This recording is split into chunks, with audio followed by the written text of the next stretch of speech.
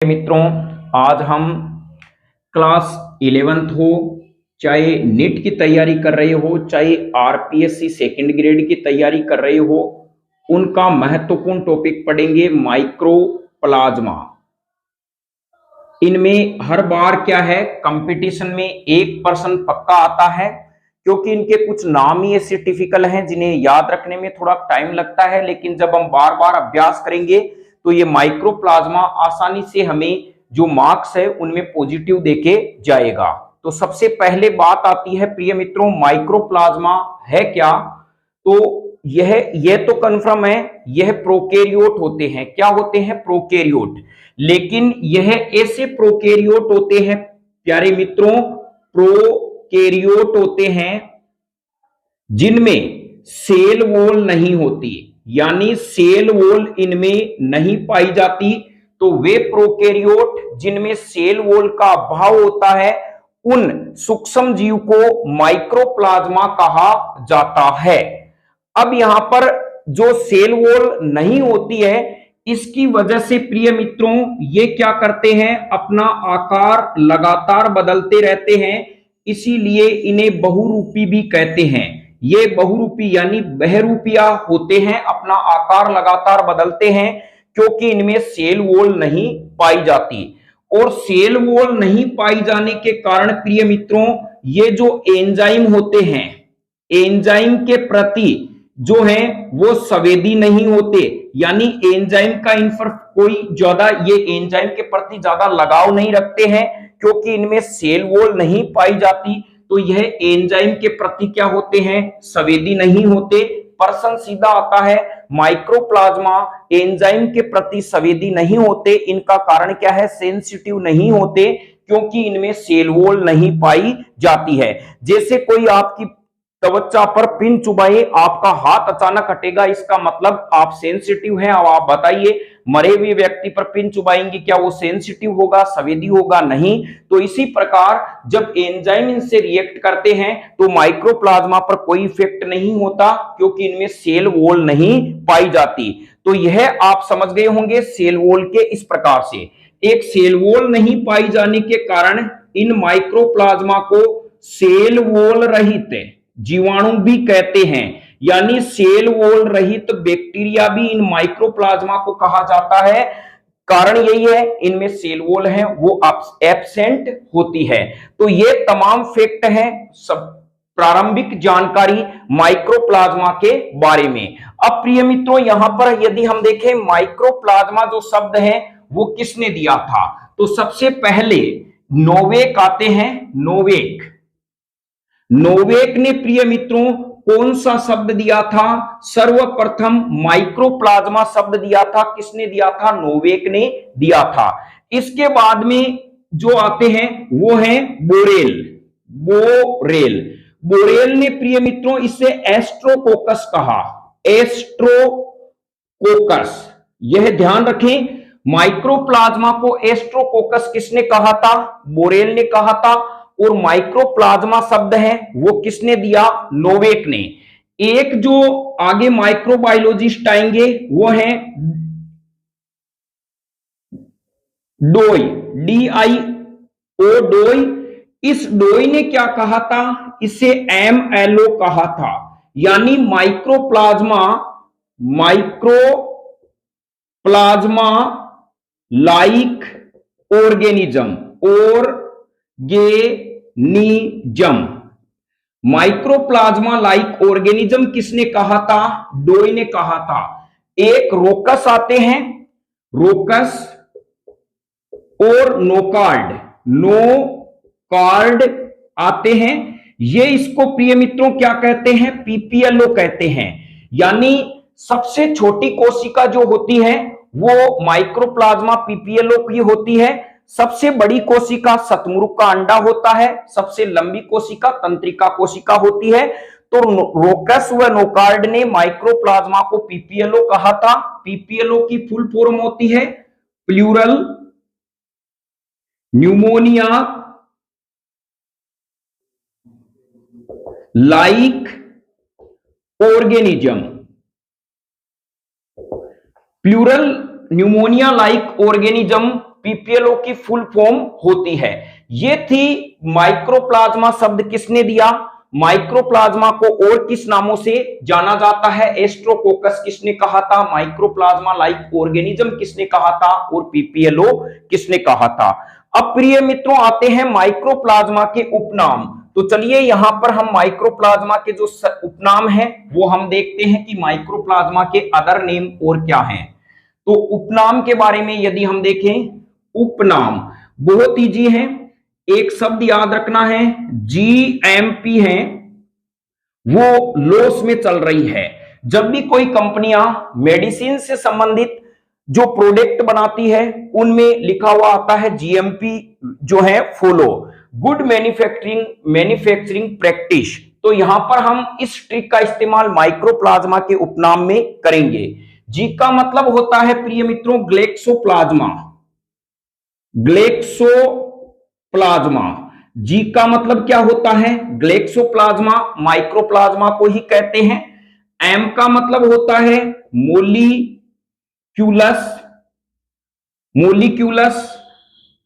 P का मतलब होता है फाइटोप्लाज्मा। एल का मतलब होता है एलफोम, यानी एलफोम इसीलिए कहा गया, इसको सर्वप्रथम लिस्टर जो है, लिस्टर इंस्टीट्यूट ऑफ अमेरिका में सर्वप्रथम इसे खोजा गया था, इसीलिए इसे एलफोम शब्द का इस्तेमाल किया गया। माइक्रोप्लाज्मा का उपनाम एलफोम क्यों होता है, क्योंकि सबसे पहले इसे अमेरिका की एक संस्था है लिस्टर, वहां पर इसको खोजा गया था। ओ का मतलब होता है ओक्जेलोप्लाज्मा।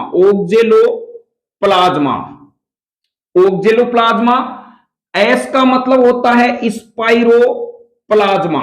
जब आप नीट का एग्जाम दे रहे हैं या आरपीएससी सेकंड ग्रेड का एग्जाम दे रहे हैं या फर्स्ट ग्रेड बॉटनी से आप फाइट कर रहे हैं, तब हमें माइक्रोप्लाज्मा पढ़ना ही होगा, चाहे जंतु विज्ञान हम पढ़े फर्स्ट ग्रेड के लिए।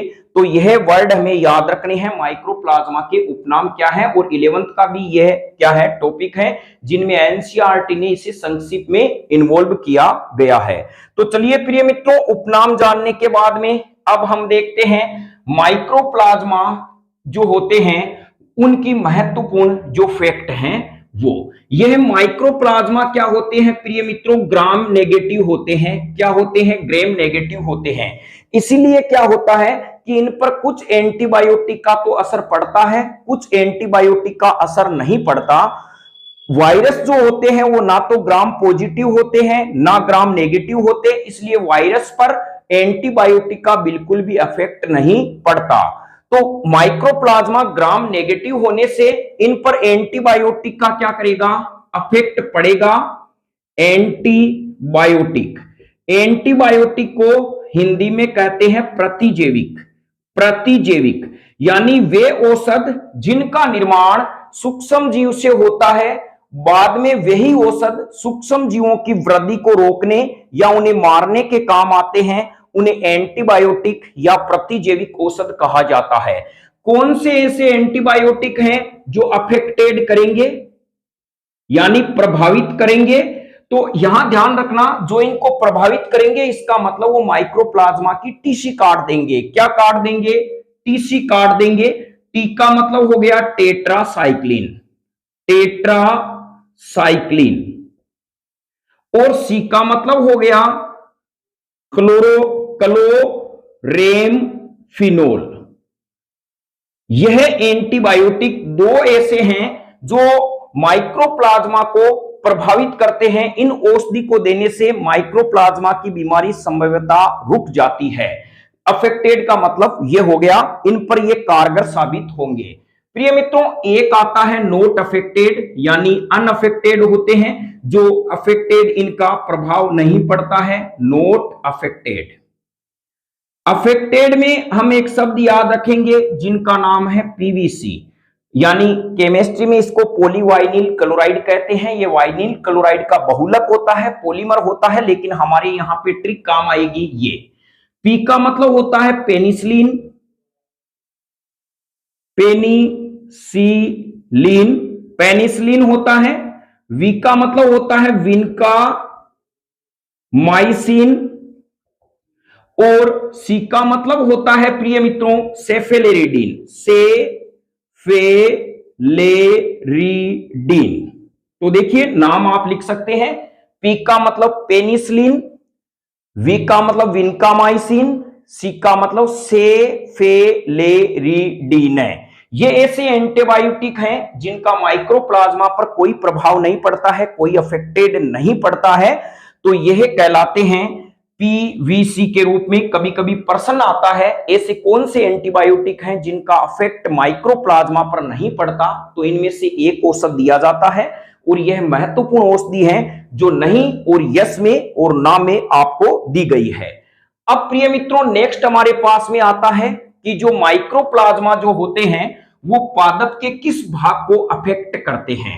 यानी यदि हम पादप के बारे में देखें, पादप के कौन से पार्ट को ये क्या करेंगे, कौन से पार्ट को ये अफेक्ट करते हैं, इफेक्ट करते हैं, प्रभावित करते हैं, पार्ट को, कौन से पार्ट को अफेक्ट करते हैं। तो ये जो पादप में फ्लोएम होता है, फ्लोएम के चालनी नलिका, चालनी नलिका व मृदु ऊतक, जो मृदु ऊतक होता है उसको प्रभावित करते हैं। फ्लोएम चालनी नलिका, साथी कोशिका, मृदु ऊतक और फ्लोएम रेशे से बने हुए होते हैं, लेकिन ये दो ही भाग को प्रभावित करते हैं। बहुत ही महत्वपूर्ण है कि पादप के कौन से भाग को माइक्रोप्लाज्मा प्रभावित करते हैं, तो चालनी नलिका और मृदु ऊतक होते हैं। एक ध्यान रखना प्रिय मित्रों, माइक्रोप्लाज्मा को कवक द्रव्य भी कहते हैं। बहुत बार नीट में प्रश्न आया हुआ है, जब हम तैयारी करते हैं तो कवक द्रव्य किसे कहते हैं, माइक्रोप्लाज्मा को है वो कवक द्रव्य कहा जाता है। अब यहां पर आता है माइक्रोप्लाज्मा की यदि हम सामान्य संरचना देखें तो हमें क्या देखने को मिलता है। तो चलिए स्ट्रक्चर इसकी हमें इजीली बनानी है, संरचना, क्योंकि हमें ऑब्जेक्टिव बेस के प्रश्न पूछे जाते हैं। तो माइक्रोप्लाज्मा की इस प्रकार से ये संरचना होगी और इसके बाहर की तरफ प्लाज्मा झिल्ली पाई जाएगी। ये है प्लाज्मा मेम्ब्रेन, मेम्ब्रेन यानी माइक्रोप्लाज्मा के बाहर प्लाज्मा मेम्ब्रेन होती है, सेल वॉल तो होती नहीं है। इसके अंदर ये जो पाया जाता है वो कहलाता है कोशिका द्रव्य, कोशिका द्रव्य जिसे साइटोप्लाज्म भी कहते हैं। और यहां पर इसके अंदर प्रिय मित्रों जो द्विकुंडलित यानी हम कहीं द्विकुंडलित कुंडलित डीएनए होता है, जो डीएनए होगा वो द्विकुंडलित होगा। इस प्रकार से हम इनकी स्ट्रक्चर बना सकते हैं। तो यहां ज्यादा कोई स्ट्रक्चर, क्योंकि ऑब्जेक्टिव बेस में हमें अच्छे से तैयारी करनी है, तो ये द्विकुंडलित हो गया। इसके अंदर प्रिय मित्रों ये जो आरएनए होता है, आरएनए ये एस आरएनए होता है, यानी सोल्यूबल। जब हम आरएनए के बारे में आगे पढ़ेंगे, एमआरएनए, टीआरएनए, आरआरएनए, तो इसमें एक सोल्यूबल आरएनए जो आते हैं वो इसके अंदर होते हैं घुलनशील आरएनए। और इसके अंदर प्रिय मित्रों यहां पर जो पाया जाता है वो घुलनशील प्रोटीन होता है, घुलनशील प्रोटीन। यानी माइक्रोप्लाज्मा में जो प्रोटीन पाए जाते हैं वो घुलनशील होते हैं। और जो राइबोसोम जो होते हैं, राइबोसोम, यह राइबोसोम जो होते हैं, राइबोसोम, यह 70S प्रकार के होते हैं। वैसे हमने पहले ही पढ़ा था प्रोकैरियोट में 70S प्रकार के राइबोसोम होंगे। तो यहां पर थोड़ा सा आपको ध्यान रखना है प्रिय मित्रों, जो न्यूक्लिक पदार्थ हैं वो डीएनए 4% पाया जाएगा और आरएनए जो होगा वो 8% होगा। और आरएनए एस आरएनए होता है, यानी सोल्यूबल आरएनए पाया जाता है माइक्रोप्लाज्मा के अंदर। तो यह इसकी संरचना के बारे में है। अब चलिए यहां पर हम देखते हैं कि ऐसे कौन से माइक्रोप्लाज्मा है जिसका शेप कोको कोला आकार का होता है। बहुत ही महत्वपूर्ण है, यानी माइक्रोप्लाज्मा जिनका आकार किसके रूप में होगा, कोको कोला। कोको कोला जैसे आपने बोतल देखी होगी पेप्सी की या कोको कोला की, तो कोको कोला शेप में माइक्रोप्लाज्मा कौन से होते हैं, तो उनका नाम है माइक्रोप्लाज्मा गैलीसेप्टिकम, गैलीसेप्टिकम, यानी गैलीसेप्टिकम। माइक्रोप्लाज्मा गैलीसेप्टिकम ऐसी स्पीशीज हैं जिनका आकार कोको कोला शेप में होता है। अब यहां पर आते हैं कि जो माइक्रोप्लाज्मा है क्या उसमें जनन होता है, कौन सा जनन होगा? तो यहां पर हम कह सकते हैं प्रिय मित्रों, माइक्रोप्लाज्मा में क्या होता है, लैंगिक व अलैंगिक जनन। अलैंगिक जो जनन है वो नहीं पाया जाता, यानी सेक्सुअल और अनसेक्सुअल जो रिप्रोडक्शन है वो प्रेजेंट नहीं होता है माइक्रोप्लाज्मा के अंदर। लेकिन यहां पे हम कह सकते हैं प्रारंभिक संरचना है, जैसे हम कह सकते हैं मुकुलन व द्विखंडन, इनके द्वारा तो क्या है सामान्यतया जनन देखने को मिलता है। तो प्रारंभिक संरचना के द्वारा ये जनन दर्शाते हैं, लेकिन लैंगिक व अलैंगिक जनन नहीं दर्शाते। तो यहां पर यह भी थोड़ा सा आप कंसेप्ट तैयार रखना। चलिए नेक्स्ट हम देखते हैं इनके परजीवी कौन कौन से होते हैं माइक्रोप्लाज्मा के अंदर। तो यहां पर माइक्रोप्लाज्मा के अंदर यदि हम देखें तो परजीवी अर्थात ये माइक्रोप्लाज्मा किन किन में रहकर रोग उत्पन्न करता है, तो हम कहेंगे मानव में और पशु में और पादप में यह बीमारी उत्पन्न करते हैं। अब प्रिय मित्रों बात आती है मानव की। तो मानव में क्या होता है कि दो प्रकार का न्यूमोनिया होता है, ध्यान रखना। एक तो न्यूमोनिया की बीमारी होती है अप्रारूपिक न्यूमोनिया। एक प्रिय मित्रों एक जो बीमारी होती है वो होती है प्रारूपिक न्यूमोनिया। तो यानी जब हमारे बेसिक कंसेप्ट क्लियर नहीं होते हैं और एग्जाम में कुछ ऐसे ही भ्रमित प्रश्न पूछे जाते हैं और हम उस प्रश्नों को गलत करके आते हैं, क्योंकि बेसिक जो होता है उनको हम समझने का प्रयास नहीं करते, यानी इसे एटिपिकल कहते हैं, इनएटिपिकल कहा जाता है। अप्रारूपिक न्यूमोनिया जो मानव में होता है वो तो माइक्रोप्लाज्मा से होता है, और कौन सी जाति से होगा, माइक्रोप्लाज्मा न्यूमोनियाई से, यानी जो बीमारी है उसके एंड में हम क्या करेंगे IA लिख देंगे, यानी न्यूमोनियाई से होता है। और प्रारूपिक जो न्यूमोनिया है वो किससे होता है, जीवाणु से होता है। बहुत ही महत्वपूर्ण प्रश्न है, हर बार कंपटीशन में ये प्रश्न पूछे जाते हैं। अप्रारूपिक न्यूमोनिया किससे होता है, हम सिर्फ न्यूमोनिया की बीमारी देखते हैं और जीवाणु टिक कर देते हैं। ध्यान रखें अप्रारूपिक न्यूमोनिया माइक्रोप्लाज्मा न्यूमोनियाई से होता है और प्रारूपिक न्यूमोनिया है वो जीवाणु से होता है। फिर प्रिय मित्रों यहां पर आता है बंधीयता रोग। तो एक होता है बंधीयता रोग, एक जननांग शोध रोग। तो यहां पर मानव में जो बीमारी होती है, मानव के डिजीज के बारे में हम देख रहे हैं। तो यहां पर बंधीयता का मतलब होता है कि पुरुष में और महिलाओं में जब इसकी बीमारी होती है तो वो संतान उत्पन्न करने में असक्षम होते हैं, जिसे फर्टिलिटी के अंदर हम कह सकते हैं। तो इसको कह सकते हैं ये बीमारी होती है माइक्रोप्लाज्मा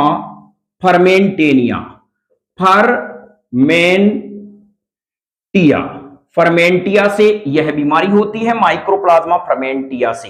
और फिर यदि हमें कहें जननांग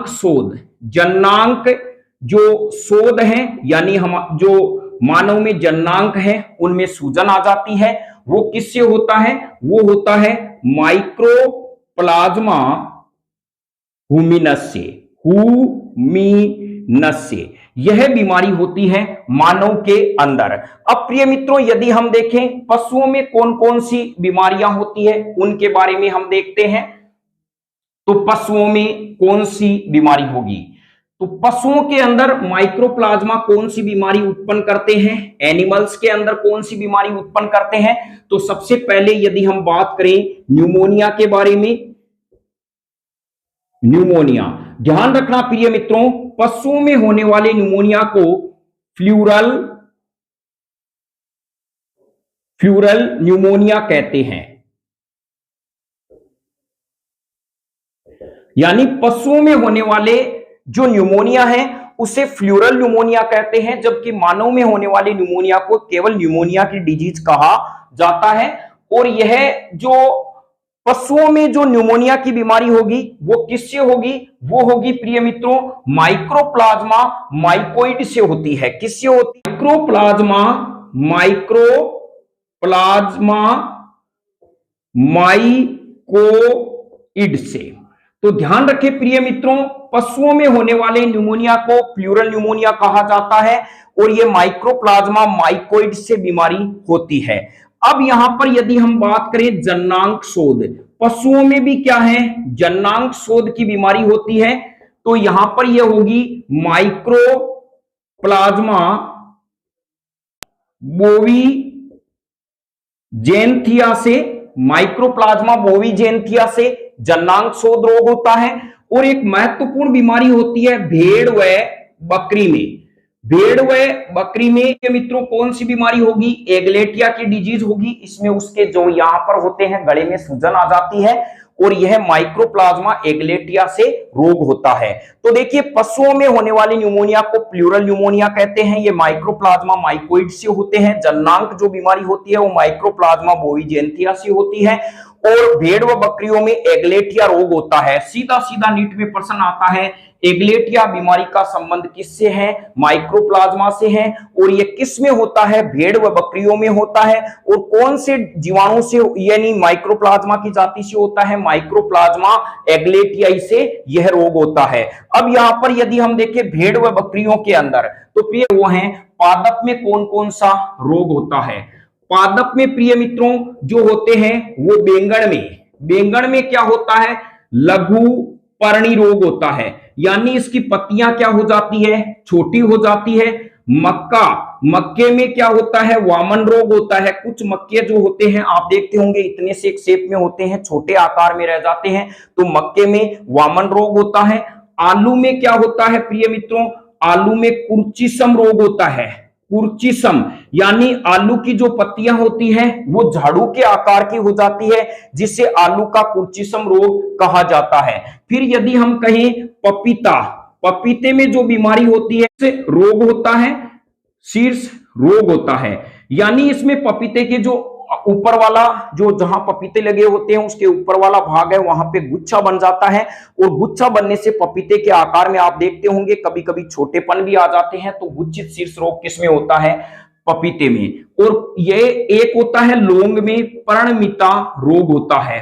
पर्णमिता जो रोग है वो किसमें होता है? लौंग में होता है।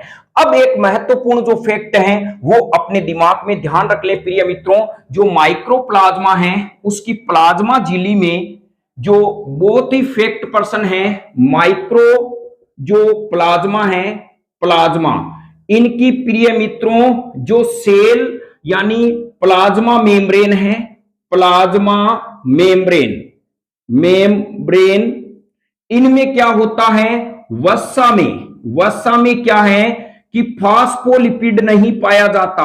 फास्फोलिपिड क्या होता है? नहीं पाया जाता। इनमें पाया जाता है कोलेस्ट्रोल। ध्यान रखें वसा जो होती है उसमें फास्फोलिपिड लगभग 99% जो जीव होते हैं उनमें क्या होता है? फास्फोलिपिड होता है। और कोलेस्ट्रॉल भी होते हैं। तो मुख्यतः फास्फोलिपिड के अणु होते हैं, लेकिन कुछ में कोलेस्ट्रॉल के होते हैं। तो माइक्रोप्लाज्मा की प्लाज्मा मेम्ब्रेन में फास्फोलिपिड नहीं पाया जाता, कोलेस्ट्रॉल पाया जाता है। ध्यान रखें माइक्रोप्लाज्मा की वृद्धि के लिए क्या आवश्यक है? तो माइक्रोप्लाज्मा की वृद्धि के लिए कोलेस्ट्रॉल आवश्यक है। यह था माइक्रोप्लाज्मा के बारे में। और यह भी ध्यान रखें माइक्रोप्लाज्मा प्रिय मित्रों जीवाणु व वायरस के बीच की कड़ी है। वायरस के बीच की कड़ी कौन होती है?